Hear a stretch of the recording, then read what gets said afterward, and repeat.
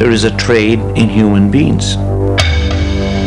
These women and children have been turned into commodities that are bought and sold. They're like cattle in the market. Father Cullen is a very important man because he is one of these persons who fight since years against the child prostitution. I was very shocked because the foreigner abused me. He's like a man with some sort of a mission. He's a fanatic. He has this passion to protect the children, and I have no doubt that if he had to give up his life to do it, he would. I'd love to sit there and watch him die. We've been accused of slander, child abuse, kidnapping. Every 3 weeks there's some new charge. This is an occupational hazard.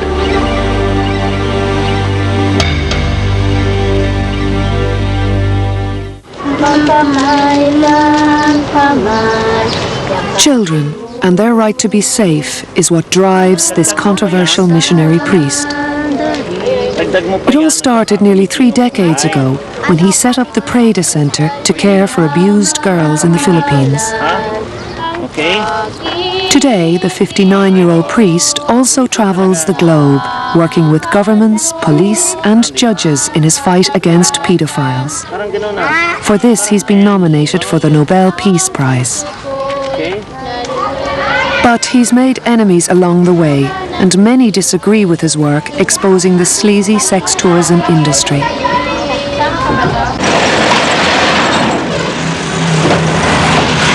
"30 years ago, things were simpler. When this privately educated South County Dublin Columban missionary first came to the Philippines, good priests said Mass, spread the gospel, and comforted the poor.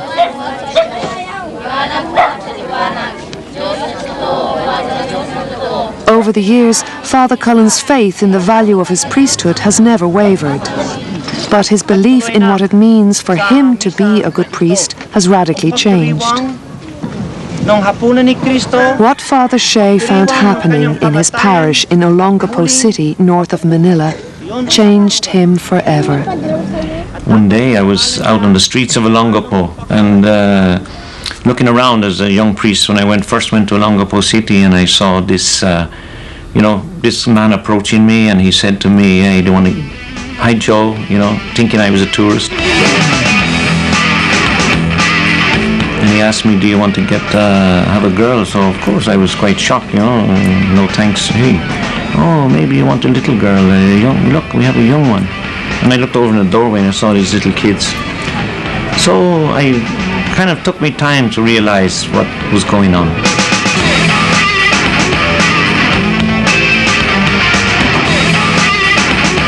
And it was only years later, in 1983, when I discovered a syndicate by chance that were selling kids to the US Navy people.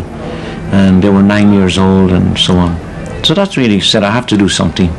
I mean, talk is one thing, but action's another, so it's time to move.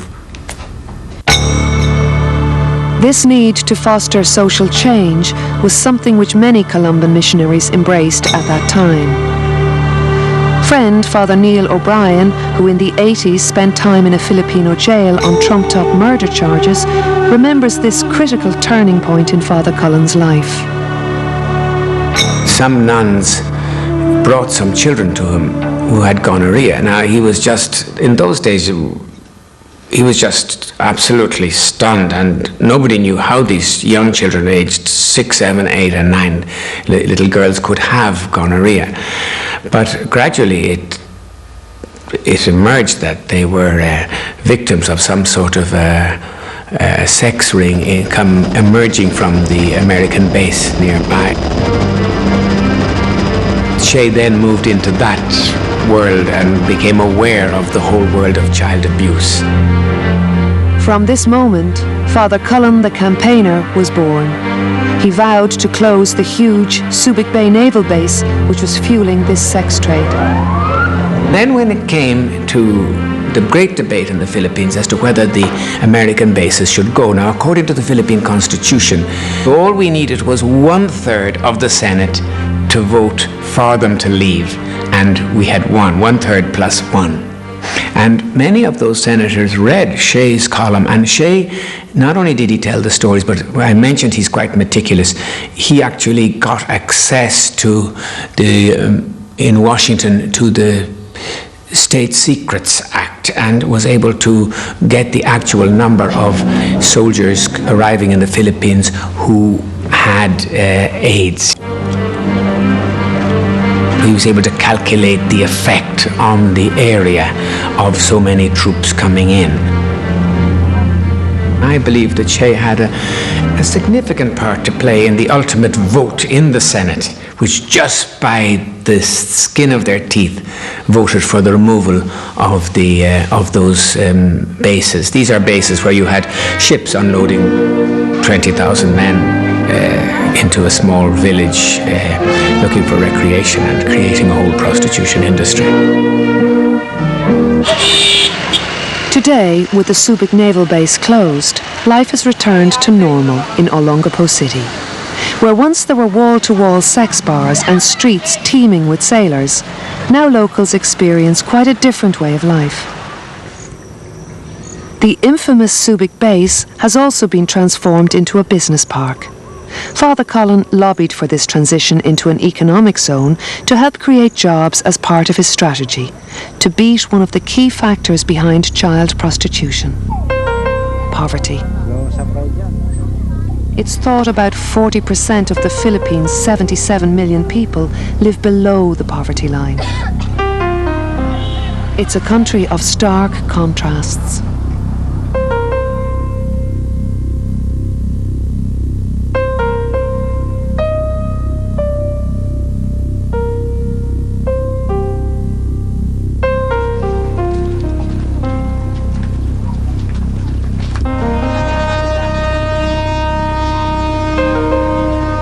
This kind of poverty makes women and children easy prey for wealthy sex tourists. Young flesh is cheap and easy to buy in the developing world. Up to 100,000 children in the Philippines and 1 million worldwide are forced to work as prostitutes. Father Cullen is determined to highlight this problem and sometimes goes undercover on rescue missions. Well, what's available? You have, you have 12-year-old? Yes, we have that. How much will it cost? For the last charge, I think. Sorry? Almost 5,000.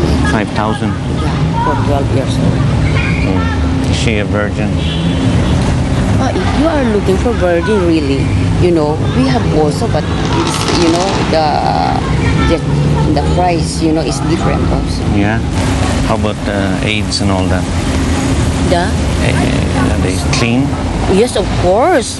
Because, she's very young. Very young. Very, very young. Can you get me 2? 2. Okay, you can call me in my house, but tomorrow, Okay. Tomorrow morning. Okay, and just give you something for... Money changes hands to cement the deal. Down payment. Next, Father Cullen goes to a Manila bar. Outside the club, a taxi driver is also offering children for sex. Excuse me, sir. You take 13 years old. 13 years old. 2,500. The taxi driver wants to take Father Cullen to a hotel to meet the child and shows his taxi license to prove the deal would be safe.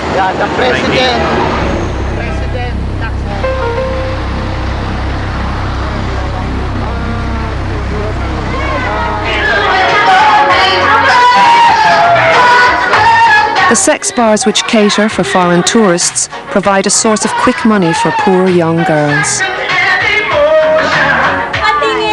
Father Shay rescued this girl when she was just 13. She thought her life was ruined. Siguro po mangyayari sa If I wasn't rescued by Father Shay, I feel my life would have been finished. Many foreigners are pedophiles, and they were going to get me and have sex with me, and I might have ended up pregnant. Rescuing children and filming undercover is dangerous. But Father Cullen uses the pictures to show the world what's going on and to prompt international action. It's a huge industry. It's $1 billion industry. I mean, we're not going to solve this. We're not going to stop it. We're just a small organization. But people out there should not feel helpless. They should realize that if our voices join together, if we speak out for justice, if we speak, on behalf of the victims and the women and children who are abused, if we put political pressure, in all our governments to speak through the United Nations, to talk to the World Bank, to talk to the governments where this is happening, they must be brought under severe economic pressure and political pressure to do something about this. We can do it. The international nature of this problem is seen in the mix of foreign clientele flocking to the sex bars. In most clubs, men can pay what's called a bar fine of about €25 to take the girls out for sex. It's the best place in the fucking world. Yeah? If you like women.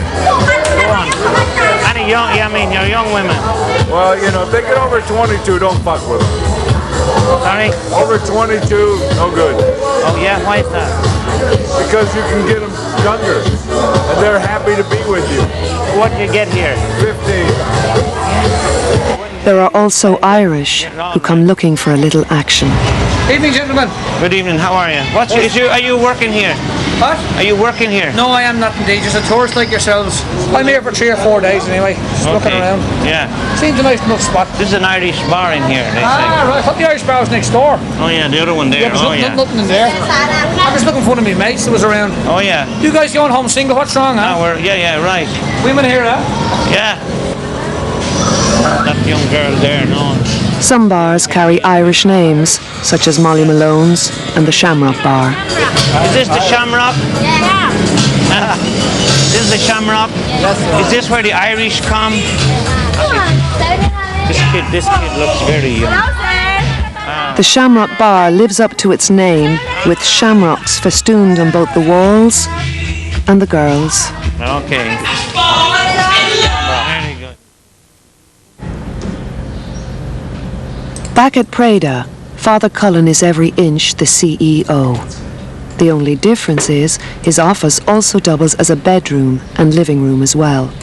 This is for our new He lives simply, with his total focus on his work. He's built a tight-knit team to run the Preda Centre. Send me something that is professionally done. Primarily, I think I've been successful in this work because of the teamwork with the Filipino staff. We have 20 staff at the Preda Centre.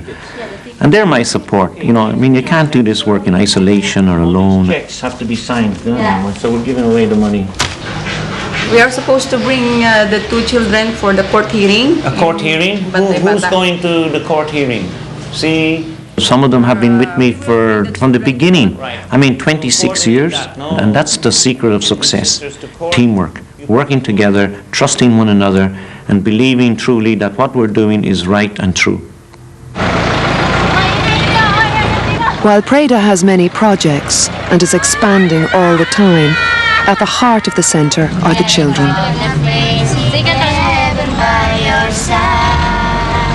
Here the girls learn to laugh again. But for many, the road to recovery is long and difficult. On average, they stay at Preda for about 18 months. The emotional scars from abuse run deep, and each child receives treatment and counselling from a team of social workers and a psychiatrist.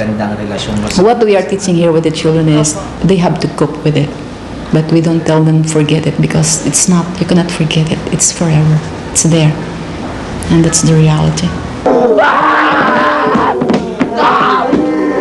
Since the 70s, Father Cullen has used primal therapy to help heal the pain.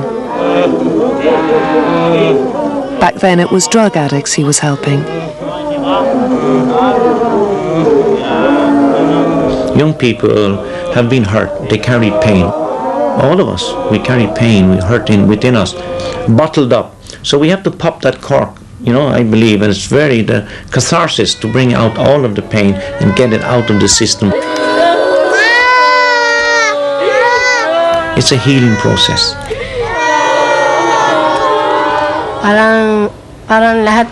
I feel okay now after the primal because I have released all the hatred in my heart. I can't ever forget the images, of one girl, no? And, the hostility, the anger, the fear, it was just like an animal cornered and ready to snarl at the world and look, and really looking dark looks at everybody. She was a terrible kid, And for maybe three days, it was like hiding in a corner, And we just encouraged, invited her to join the games, eat meals. She'd only eat in a separate place by herself. And then, little by little, she opens up and joins a game, then smiles, and then smiles more, and then gets involved. And then she's laughing and back to life. But it's not only abused children who are helped by Preda. Students from poor families are given educational scholarships and a passport to better lives. These young people also spread the anti-sex tourism message by performing around the world. Okay, when's your 20-footer arriving? Today. What are we sending to Italy? Is that for Italy? Yes. What are we exporting? Handicraft. Are they buying? Oh, yeah, the Bury. How many Bury armchairs? It's only 10. Well, that's a sample shot, no? That was the result of my last trip. You'll be glad to know I did some good PR out there. Yeah. The main aim of this commercial arm of Preda is to break the poverty cycle by giving people decent jobs and decent pay. One woman who's benefited is Norma.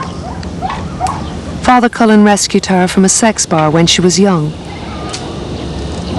Now she owns her own small home, which by Western standards is modest to say the least. But she says her life is good now. In 1969, I was working on the bar for 1 year. And then Father Shay, he rescued to change my life, because if I work the bar, if I don't have a customer, we don't have money, it's very hard. And then I come to the Preda. Father says he's the one to help me to change my life. Norma and others also grow mangoes, which are processed and exported. If he was in industry here, he would be a captain of Irish industry, because I think the guy is a commercial genius for the work he has actually done down there within the fair trade concept, with no resources, to basically reach out from 8,000-9,000 miles away and put products onto the shelves. Absolutely. He's got all of these talents, right? His love for the people, his sheer concern about people, and with very little regard for himself.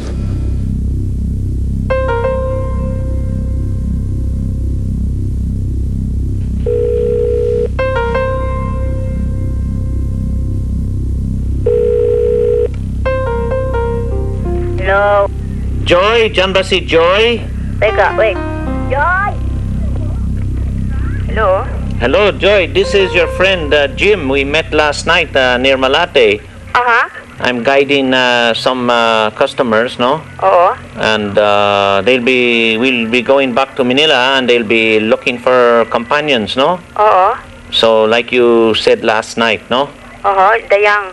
The young, yeah. And the same girl, about 11. About 11. Yeah. It's better for me that you give me your telephone number so that, well, if it's I too can risky. contact the lady, I can call you. It's too risky to do that, no? Okay, it's okay. We have to be careful. You know what I mean, okay? So we'll call you during the week. Okay. Okay, that's fine. Right, Joy. Thank you. Thank you. Bye. Looks like she's pretty well set now to give us this 11-year-old children, and she asked me, do I want 2 or even 3? Often these sting operations with pimps end up in court with prosecutions. But these form only a small part of the legal cases Preda are involved in. Preda is one of the few groups who support the children in taking cases against their abusers. Father Cullen and his staff believe it's important for the children to get justice. The children that I see, all of them would like to pursue their cases and would like to see their abuser go to jail. It is a very important part of the healing process in the children to know that they are being given assistance in terms of the legal aspect and that justice is served to them. Giving evidence in court is a difficult experience for the children, so Preda staff use role plays to help them become familiar with how the courts work. In the Philippines, raping a child under 12 carries the death penalty. I don't agree with the death penalty. It doesn't help. That even makes the abuser kill the child to get rid of the child witness. It sometimes, I might create the attitude in the mind of the abuser, I might as well be hung for a sheep as a lamb. So it creates more abuse. And at the other hand, the children do not want to testify against their parents or relatives who abused them and be blamed for sending them to the death chamber. So the death penalty, just to say that much, is no good whatsoever. The death penalty was a threat Father Cullen himself has faced. For as well as taking court action against those he believes are paedophiles or their supporters, he says his enemies use the law to try to close him down. Father Cullen and Preda are battling a staggering number of charges. 61 cases in all, but from these I think it's been now about 54 have been dismissed as groundless. The rest are in the process, but this is an occupational hazard. You have to accept this. Most of the cases against us are libel because we speak out openly against the abuse and we make statements, and we may have mentioned somebody's name, and so right away they'll make a libel case, slander, demands for money. A lot is monetary to get money. They've been rape charges, kidnapping, publishing a poster. When a child was abducted, we published a poster, a handbill to find the child. Somebody made a case out of that. So anything they can find, that's it.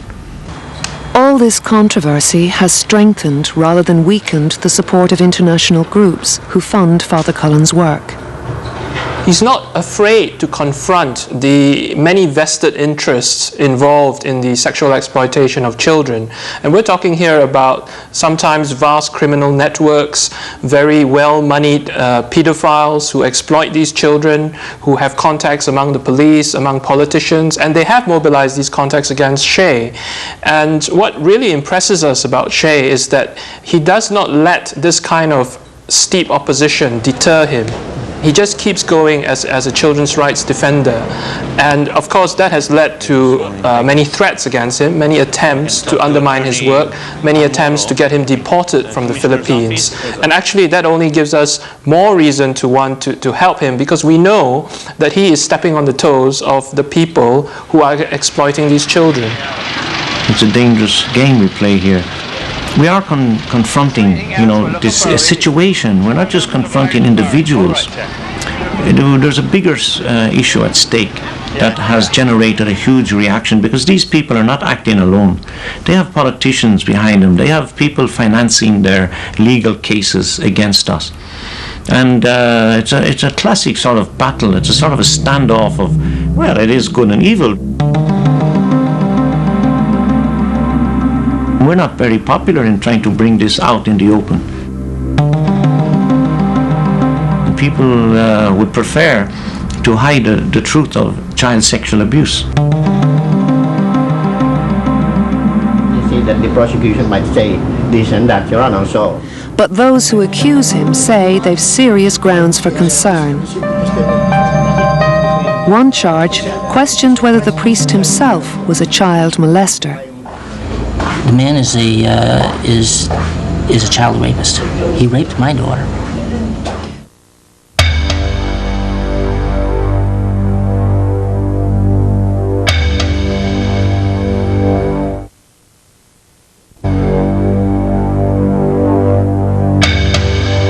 This man claims his daughter was raped by Father Cullen at Preda. It's a crime which in the Philippines carries the death penalty.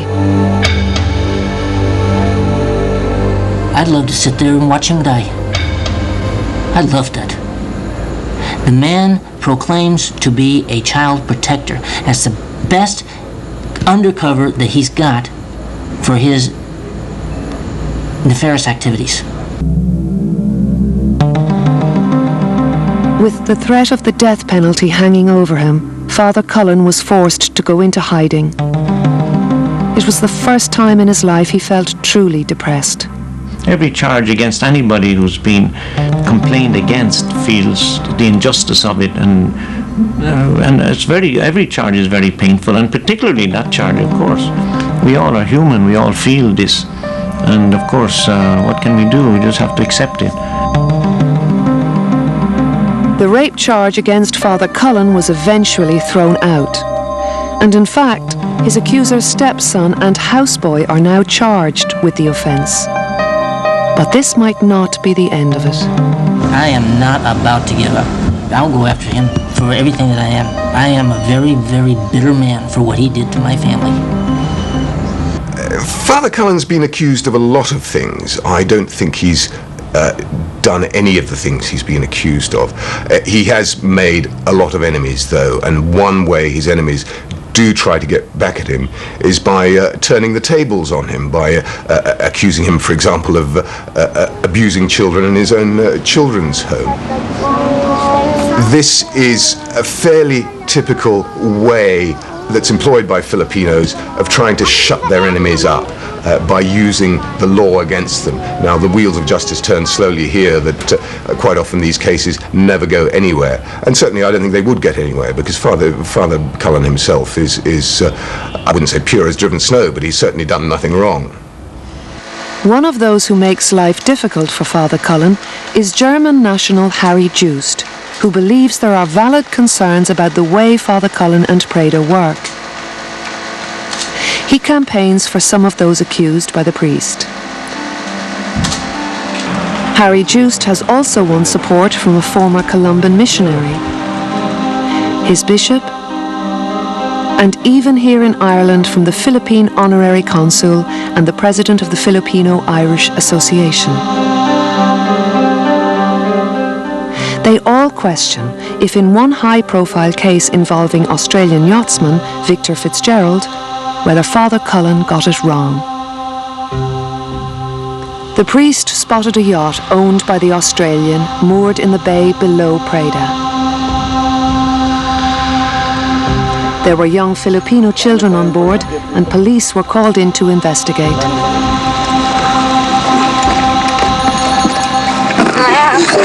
Somebody has made a complaint? Yeah.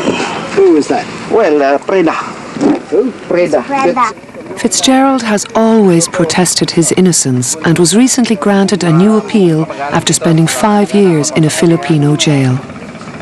We have here in the Philippines some rather draconian laws that give people, that is the average man in the street, complete license to charge you, as Mr. Shay Cullen did me, without a shred of evidence, looking at my yacht from a distance of 3/4 of a mile away through a video camera and then accusing me of raping and molesting children.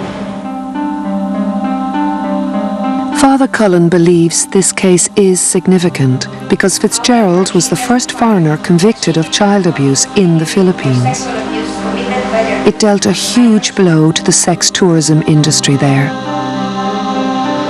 This bishop and many of his priests played an important part in winning the fresh appeal for Victor Fitzgerald.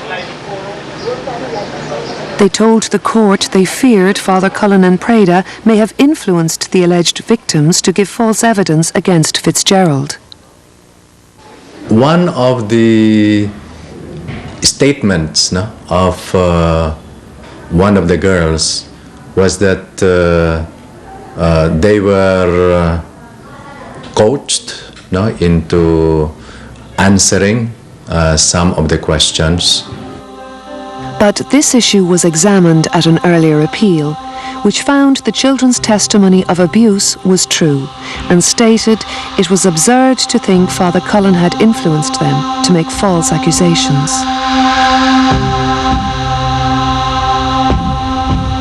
If you look at the evidence, you know, that's, I mean, not our side, but what did the judges, 3 judges in the Court of Appeal studied all this already and ruled on it, you know, and said that the kids were probably doing this for money. It's so common here when people are poor and that they can be paid money to change their testimony. How can you blame them? They need the money. They're very poor. They're under this influence. That's the way it is. Those supporting Mr. Fitzgerald's appeal have different views as to why money might have passed between him and his alleged victims. I heard from the girls and the mother that Mr. Fitzgerald was actually helping them, no? Giving them money? Yeah, giving them things and giving them money. I spoke, as I say, to the alleged child victims, and they denied to me that Victor Fitzgerald had done anything to them. And to this day, it seems that those children and their parents are visiting Victor in prison with presents and food. And I think if they were child victims, that would not be happening, definitely. These people come and tell such terrible stories that he's willing to take the few pesos he has to buy his meal for the next day and give it to them to help them, because he does have a heart of gold. Victor Fitzgerald is very selfish. In Filipino they call it kuripot. He will not spend any money for nothing. But he is not giving money just to help them to stay on his side. He doesn't have the money. News reports at the time of the original trial told how one family tried to influence a victim. The teenager said she wanted to return to her family, but the judge ordered her weeping mother to stay away from her because she'd tried to prevent her from reporting the incident. Her brother had tied her with a dog chain to persuade her to withdraw the charges. Mr. Fitzgerald's latest appeal may finally uncover the truth about whether he is guilty or not. It will also show whether Father Cullen simply acted to protect the children, or if on this occasion he got it wrong.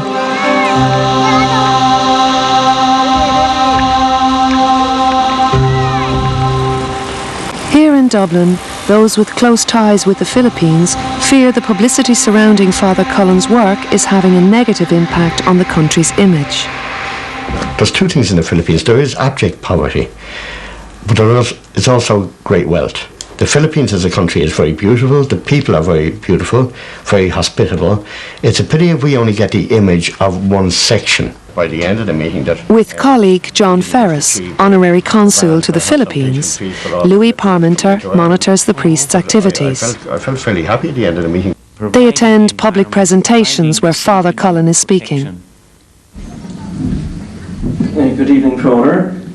You mentioned earlier about the Victor Fitzgerald case. I was anxious that he wouldn't get anything across to the audience that was wrong information, you see. I wanted to have an opportunity of asking him questions, because it's my duty to report on everything concerning the Philippines to the embassy in London. As PDFI supporters, in the likes of the Father Brendan Smith case, they must voice their criticism. We must have open discussion, and then we will answer all criticism as fairly and as straight as we can, in openness, transparency and honesty. That's the only way to deal with all these criticisms. Shay is well supported by people who work for justice, by people who care for children, by people who deal with abused women, and of course he's controversial and he does things his way. I suppose prophets do things their own way, and that raises hackles. But the ones who have been most attacked are the people who need to be attacked. Pedophiles, pimps, those who are making money off women, the downside of the tourist industry. I don't think Shay has crossed the line. He might in his methods sometime. He might aggravate people. He might be a bit aggressive. But I think that's part of the program. If you're going to be involved at that level, sometimes you rub people the wrong way, and sometimes you maybe make tactical or strategic errors. But I certainly think he's involved in the right kind of work, because it's not good enough just to talk about it. It's witness value, and his life is his witness. Na hindi pa hinog.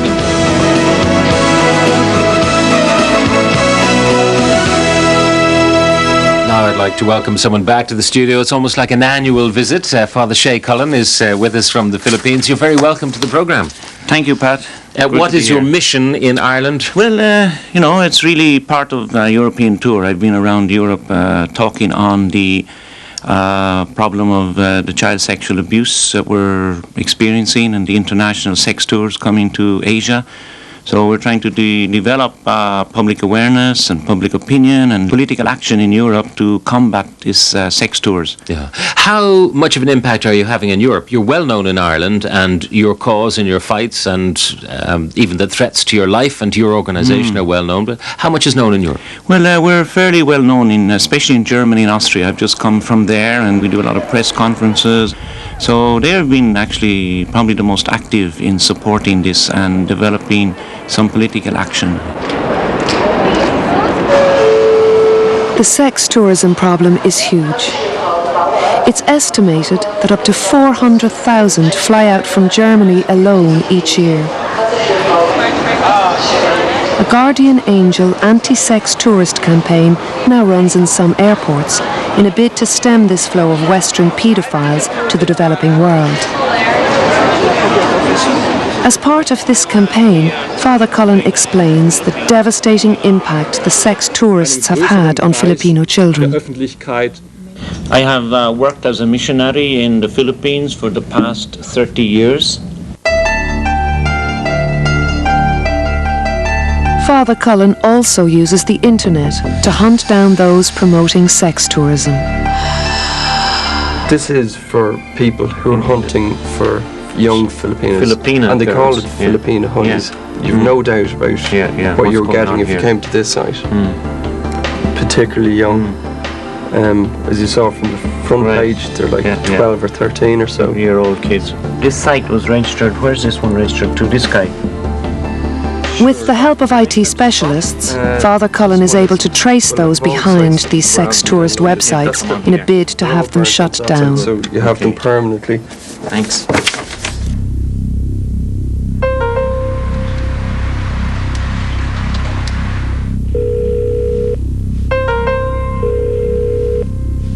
Hello? Hi, this is Jim. Jim? Remember we met at Malate? Yeah. Yeah, we were to make some deal, okay? Uh-huh. Could we meet tonight, we say, at that Jollibee beside the Traders? Yeah.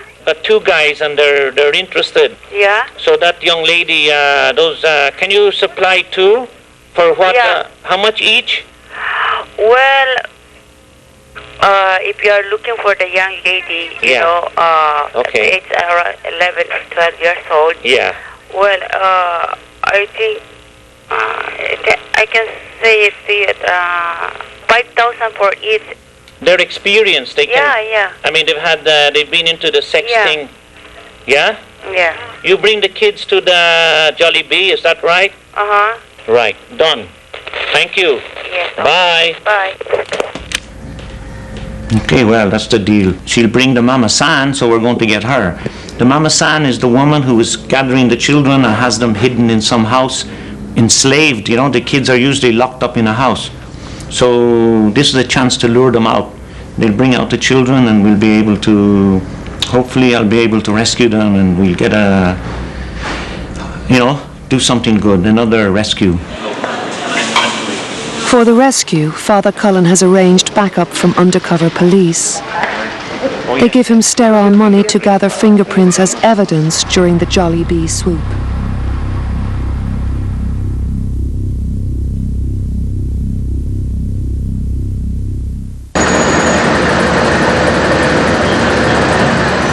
Father Cullen has helped police from many countries track paedophiles. I don't believe we could do it without people like Shay Cullen. And I don't isolate him, because there are many, many NGOs around the world who are trying their best for the children. They're the ones that are at the street level. They're the ones that listen to the kids, and they're the ones that really pick up what's happening. What we need to be able to do is to speak to them, let them know how we operate as law enforcement, let them know how they can help us, and then the payback on that is that we start to arrest these people and jail them. Scotland Yard Police say Father Cullen's work was essential in helping them crack the paedophile murder case involving child killer Brett Tyler, who was hiding in the Philippines. Father Cullen organised an intelligence gathering operation around what Tyler and Morse had been doing in their home. It was tragic what we found there. There were young children in the address. There was a small girl who was deaf and dumb, who was apparently 4 years old, who was an orphan that Tyler had taken in. And there was a small boy as well that he had named Brett Tyler Jr. There was no social services in the area, there was no child protection teams, and I was concerned about this, and so were the Australian police, yet they were able to say the children could be taken care of because of Father Cullen and Preda's work. And as we left, they contacted Father Cullen, and he arrived very shortly afterwards. It was the most successful operation I've ever been involved in. Tyler was extradited back to the UK and sentenced to life imprisonment. Father Cullen and his surveillance team have helped bring sex tourists from more than a dozen countries to justice and helped smash international paedophile rings. He was also instrumental in lobbying for changes to international laws which made it possible to try sex tourists in their home countries and to see them finally behind bars. Shay is very high profile, there's no question. In fact, the law was changed in places like Sweden, Great Britain and Australia partly because of Shay's personal intervention, and that's a huge change in international law, that a crime committed in the Philippines can actually be heard in jurisdiction in Australia or in Sweden. I understand also he was involved in the drawing up of the Bill for Human Rights of Children. So he is very high profile, and that naturally brings about reaction on the part of some people, because that's not the normal line of a priest. People don't see that as their role. But every now and again you have to have somebody who does that. Having lobbied successfully for international law changes, Father Cullen helped the German courts prosecute their first sex tourist case. He was important because without him, this case wouldn't have been brought to an end. The accused didn't admit the offenses at that time, so I needed some evidence, pieces of evidence or witnesses. One of the children, then a street child, was just 9 years old when she was abused by Thomas Brewer. He said to me to go and clean the room, and I wanted to earn some money. But I was very shocked because a foreigner in the hotel room abused me. And normally, the witnesses in these cases cannot be found. They disappear afterwards. But in this particular case, the children found a new home at Preda, and I could invite them to here, to be invited as witnesses. And Father Shay Cullen was very helpful by organizing all these things. Father Shay advised me to be honest. He gave me the strength to speak out and to tell the truth. I knew that doing this would give me justice. Father Cullen's work has also won international recognition. He has been nominated for the Nobel Peace Prize a number of times. Father Cullen is not only for us in Germany, also for the international solidarity, a very important man. He needs a lot of help, and I hope that we can give him this help with our nominate for the Nobel Prize.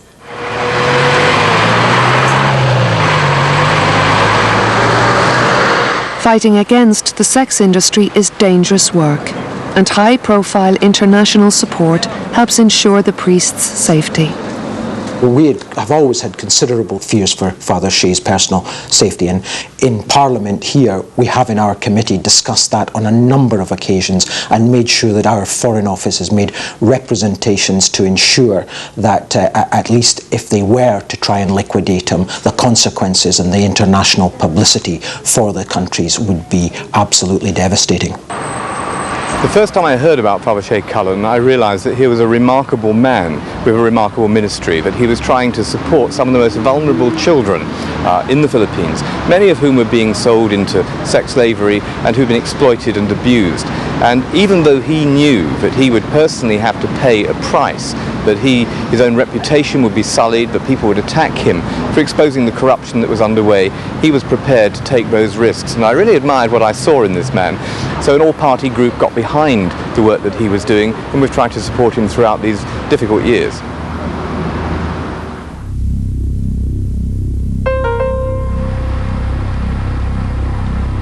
We're doing it now. We're going in, we're going to sit down and talk. If they're there, we get them. I hope I can still recognize her. Father Cullen meets up again with the pimp who has offered him 2 11-year-old girls for sex. But the woman is nervous and suspicious. I mean, where's your car here? Your car, where is it? Oh, I left my car down. I'm not taking chances. Can I see There's no inside parking. your car? Might be somebody inside. There's no car here. Huh? No, you don't come out to the car. We get the kids and we'll go. So where did you stay here? Ma'am, I'm not telling you anything. You might be an undercover cop for all I know. No, how can I secure the... Unhappy with Father Cullen's responses, the pimp looks back to the building and signals for the mama son and children who are inside to leave. They pass between Father Cullen and the undercover cameraman.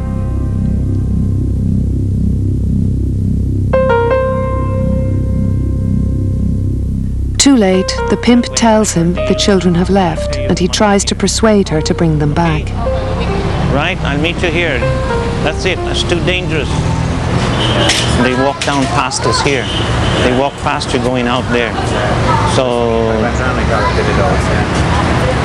what I'm trying to say is that we just have to wait and see are they going to come back.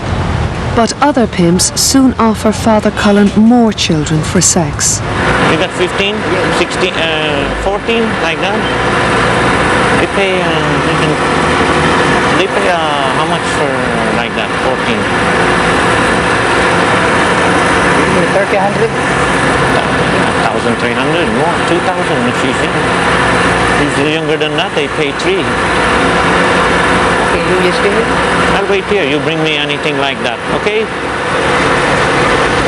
You wait around here long enough and they'll sell you their own daughter. Huh? Out of the woodwork, yeah. And the grandchild. Twice the first pimp returns. She seems torn between wanting to do the deal and securing her fee and her fears about who or what is in the van. She now wants to move to another location to finish the deal. But Father Cullen knows he must remain in place with his undercover police backup.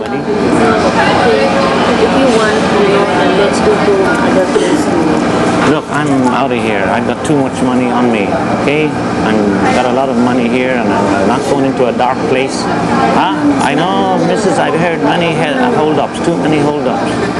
When Father Cullen refuses to go, the pimp leaves. Outside, the other pimp is soon back and takes Father Cullen to 2 girls, the youngest of which the pimp says is just 14. Father Cullen moves to close the deal. The pimp takes the money and the police swoop.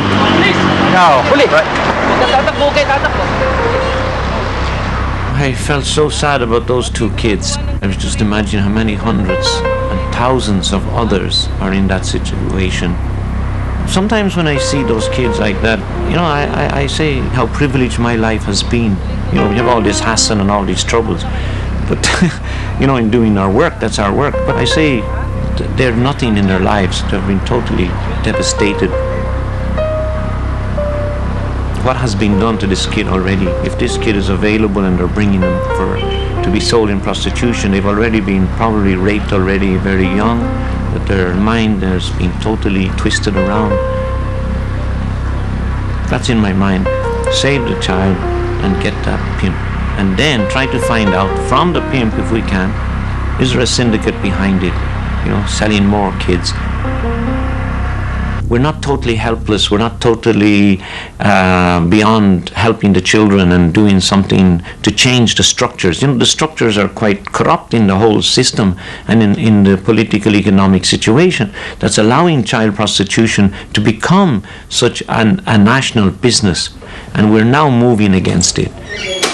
Father Cullen says if children are not rescued very soon after they're sucked into the sex abuse scene, it becomes very difficult to help them. So usually he carries out rescues in a very targeted way, following a tip-off about a particular child or children. When they've been abused continually for a long time, it's almost beyond hope, to rescue and save them. It's very hard. We've had minimal success. There have been great success stories, but many more we failed. I think that their whole mind has been brainwashed. The children know nothing else. They just cannot, imagine another possible way of life. They've been at this in such a way so young. And they've been told that the world outside is hostile and the world is their enemy, And the only good people are those who give them money, like the pimps, you see. And so they see the world in black and white, good and bad.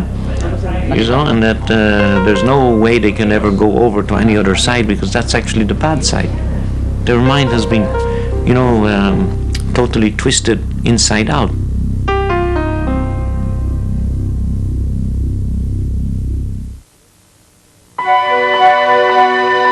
Prostitution, I think that still exists. Pedophilia, I would not be that sure. It may be happening, no? Whether it has really become a business, that is attracting foreigners, I would not be able to say much about that. Well, they say, that evil triumphs because good people do nothing. They sit there and they say how terrible. They look at this program and they say, it's a terrible situation, They might even say, oh, that's good work they're doing there. But what I say is, what will you do to yourself to help it? You can do something. You can even write a letter, even make your opinion known. Public opinion is very important. I believe with all that negative advertisement Shay Cullen is putting up, child prostitution and the Longapo, pedophile heaven or Balloy Beach, he is just inviting pedophiles to come over here. We don't need them. We don't want them. What I am saying, they want to stop it. Again, the conspiracy of silence, telling me to just shut up and say nothing, and then there'll be no problem. I won't do it. He's just got too full of himself. That all of a sudden, you become someone. And you can become even someone more. And he's sort of a bit blown up with this. And all these awards, must, well, would swell my head. I feel bad for those people who criticize Father Shay, because I was one of the children who was rescued by him. His heart is in the right place, his work is in the right place, his energy is in the right place, and there'll be tens of thousands of children which will owe their happiness to Shay. Jesus was a man who was dishonored in his living day. He had spies, he had false accusations, he was, arrested, tortured, imprisoned. I've been, arrested and imprisoned. We take this as part of the job. I just hope I'll miss the last part, I don't get executed. But Jesus died a criminal, an innocent man brought to his death because he took a stand for, the most poor and the most oppressed. That's our mission. That's what we're working for. And it's a good work.